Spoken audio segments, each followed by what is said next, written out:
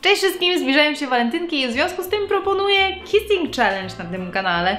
Tylko żeby to miało ręce i nogi, może lepiej, żeby było trochę bardziej związane z rysowaniem, bo nie wiem, czy wiecie, na czym polega to wyzwanie w swojej naturalnej postaci. Już tłumaczę. Zwykle wygląda to tak, że ludzie smarują sobie usta jakąś smakową pomadką, potem całują jakąś osobę i ta osoba musi zgadnąć, jaki był smak tej pomadki.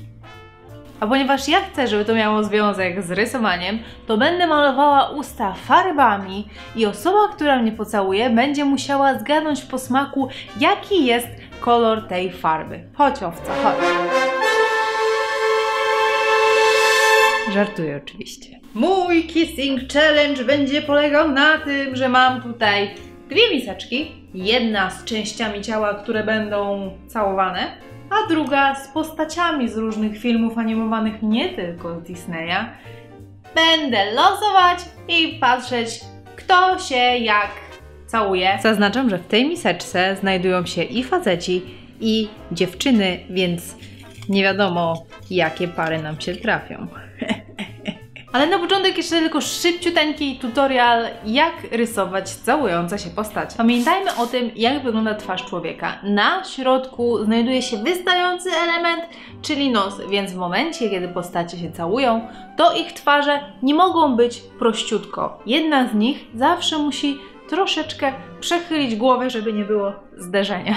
Oczywiście mogą się pochylić pod różnym kątem, ale zawsze jest to pochylenie albo w prawo, albo w lewo. Przy takiej konfiguracji, kiedy twarz osoby całującej przechyla się w lewo, to jej nos jest na wierzchu i zakrywa nos tej drugiej postaci. I widzimy też oboje oczu tej osoby. Oczywiście prawe oko będzie widoczne trochę mniej, ale jednak troszeczkę je będziemy widzieć, bo twarz jest w taki sposób przechylona, że po prostu je trochę widać. Kiedy jej twarz przechyla się w prawo, wtedy nos jest zakryty i wyraźniej też rysuje się linia szczęki, bo twarz jest trochę uniesiona, jest przekrzywiona, więc lekko z dołu ją widzimy. I też widzimy wtedy tylko jedno oko, a czasem nawet to oko jest pod takim kątem, że jest tylko takie lekko zarysowane.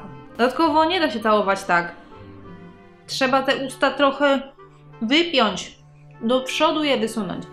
Więc na rysunku linia ust przesuwa się bliżej krawędzi twarzy. Oprócz tego usta muszą być wybrzuszone. Macie tutaj idealnie pokazane, jak wygląda twarz, która się przymierza do całowania, a taka, która stwierdza, nie, nope. Słuchajcie, moja rada jest taka, jeśli nie wiecie, jak coś narysować, to po prostu uczcie się poprzez obserwację. W internecie jest mnóstwo zdjęć, którym możecie się przyjrzeć i właśnie na ich podstawie się uczyć. Więc uczcie się. Okej, to czas na losowanie! W co się będą całować? W policzek. I będzie to Fiona ze Shreka z Anastazją. Zawsze, kiedy zabieram się za rysowanie postaci, które już istnieją, otwieram sobie z boku zbiór ich zdjęć, żeby zachować charakterystyczne cechy. Z pamięci nie dałabym rady, zwłaszcza, że różnice w twarzach są często subtelne. I tutaj rysując pocałunek w policzek, można wybrać różne stopnie nachylenia twarzy i pozycje postaci. Ja zdecydowałam się na całus, gdy Anastazja jest lekko z tyłu. No i na komputerze o wiele łatwiej jest rysować takie sceny, bo jeśli obie postacie tworzy się na osobnych warstwach i jedna z nich wyjdzie tak, jakby była trochę za daleko, to można ją zwyczajnie przesunąć. Z rysowania na kartce jest trudniej, bo trzeba wtedy zmazywać, rysować na nowo, a to się często zdarza, nie tylko początkującym, że źle się ocenia odległości między postaciami i wychodzą jakby wciskały się na siebie i były takimi zrośniętymi bliźniętami lub wręcz przeciwnie, jakby czuły do siebie takie obrzydzenie, że odpychają się niczym dwa magnesy ustawione do siebie dodatnimi ładunkami. Dużą pomocą jest robienie szkicu orientacyjnego i ćwiczenie. O tak, ćwiczenie. Robienie takiego rysunku zajmuje mi zwykle około 15 minut, jeżeli jest to jedna postać. Jak dwie, no to około 40. Kiedyś zajmowało mi to o wiele więcej, więc to pokazuje, że ćwiczenie również wpływa na szybkość tworzenia.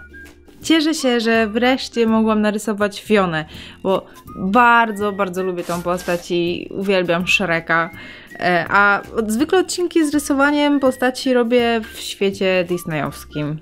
Następna rzecz do całowania to dłoń. I będzie to Maleficent i Tulio. Tulio to ten gość z Drogi do Eldorado.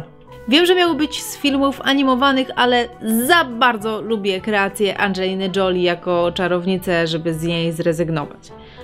Przy pocałunku w dłoń wyczucie odległości jest najważniejsze. Błąd, który tutaj zrobiłam, to narysowanie dłoni Tulia zbyt daleko wysuniętej pod dłoń Maleficent. Trochę wygląda, jakby jej dłoń była ledwo przyczepiona do nadgarstka. No ale trudno. Wydaje mi się, że to jest właśnie jeden z trudniejszych pocałunków do narysowania. Nie dość, że dłonie, kryptonit każdego artysty, to jeszcze zgięte ciało, pochylona twarz, dramat. Po prostu dramat. Ale jak zawsze, dobrze jest poćwiczyć.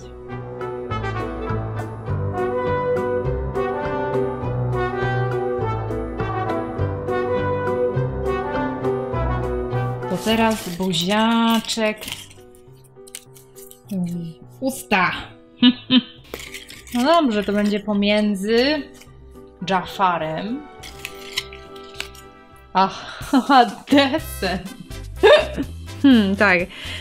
Jeśli chodzi o Hadesa i Jafara, nawet nie wiem, jak skomentować to, co się tutaj dzieje. Próbowałam wymyślić jakąś historię, jak mogłoby dojść do tego pocałunku, ale nie udało mi się. Co nie zmienia faktu, że podoba mi się ten obrazek i miałam wielki ubaw tworząc go. I nawet odpaliłam w tle Herkulesa i oglądałam kątem oka.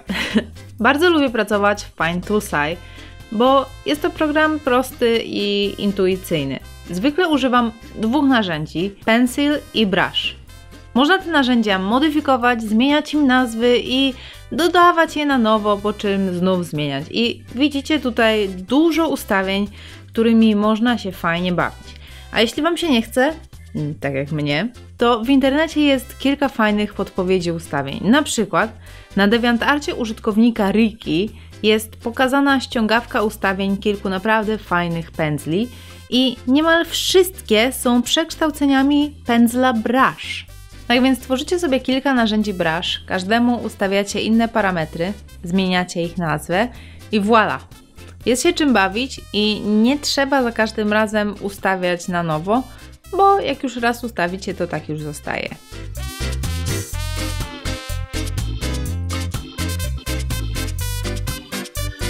Wystarczy już tych całusów, zostawmy coś na walentynki. Ja życzę Wam całośnych walentynek, albo chociaż przytulaśnych walentynek. Zachęcam też do wejścia na stronę olsikowa.pl, gdzie możecie kupić moją kolorowankę. Tutaj z kolei są prace, które prosiłam w poprzednim odcinku. Stworzyliście super przeróbki swoich zdjęć z dzieciństwa. Uwielbiam Was naprawdę za Waszą pomysłowość. Do następnego odcinka chciałabym, żebyście trochę całusków porysowali i wysyłajcie mi swoje prace na olsikowa@gmail.com. Nie zapomnijcie się podpisać.